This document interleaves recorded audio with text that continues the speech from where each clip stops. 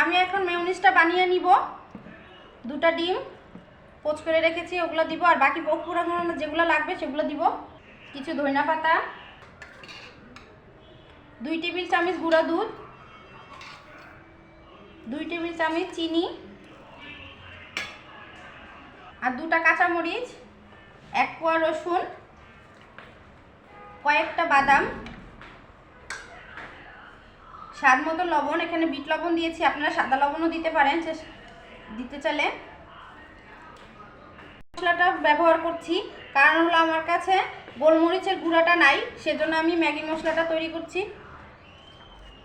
এটা স্বাদটা বেশি বাড়াবে।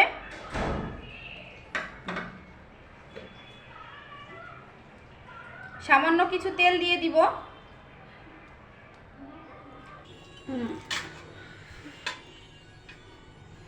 1 ঘন্টা হয়ে গেছে, আমি এখন উঠাই ফেলবো। এগুলা উঠাই আমি এটার সঙ্গে মশলা তৈরি করবো এটার জন্য।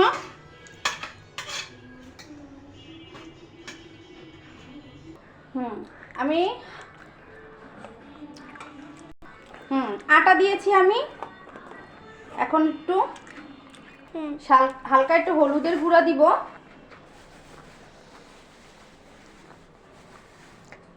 হালকা একটু মরিচের গুঁড়া দিব।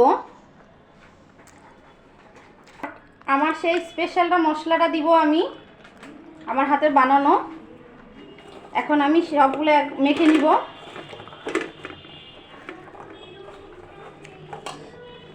পানি লাগবে না, যেই পানি আছে ওই পানিতে হয়ে যাবে। হালকা একটু লবণ দিব, লবণ তো আগে দিয়েছি, এখন হালকা করে একটু দিব।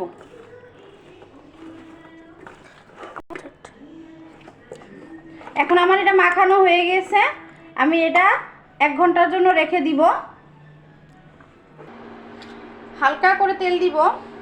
আমার কাছে বাটার নেই, যার কাছে বাটার আছে সে বাটার দিয়েও তৈরি করতে পারে। বাটার দিয়ে তৈরি করলে স্বাদ বেশি ভালো লাগে। আমি হালকা করে দিব। এই পাকোড়াটা বানানোর জন্য খুব বেশি তেলের প্রয়োজন হয় না। আমি এরকম দিয়ে ঢেকে রাখবো, মানে একদম লো ফ্লেমে, লো আছে এটা হবে, ঠিক আছে? কারণ এটা তেল কম তো ক্রিস্পি হবে। ওই যে তেল ছাড়া একটা মেশিন আছে না, ওই মেশিনেও বানাতে পারে, আমার ওইটা নাই।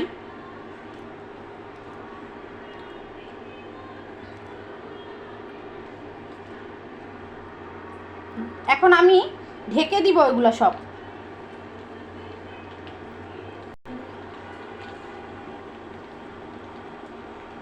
5 মিনিটের জন্য ঢেকে দিব আমি এটা।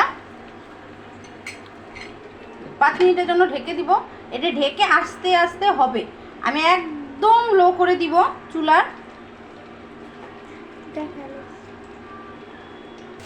এই যে আমার এরকম হয়ে গেছে, আমি এরকম নামিয়ে ফেলবো সবগুলো। নামিয়ে আমি বাকিগুলো দিব।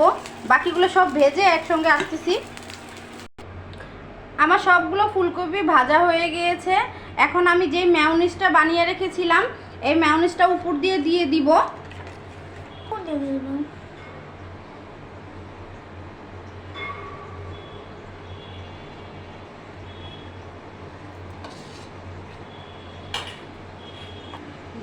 দেখেন কেমন হয়েছে, অনেক সুন্দর হয়েছে না? একটা বিকালের একটা নাস্তা তৈরি হয়ে গিয়েছে।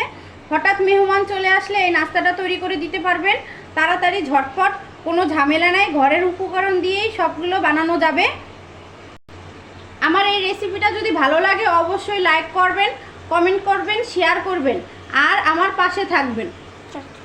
সাবস্ক্রাইব করে দিবেন আমার চ্যানেলটা। আপনারা আমার পাশে থাকবেন। আসসালামু আলাইকুম, সবাই ভালো থাকবেন।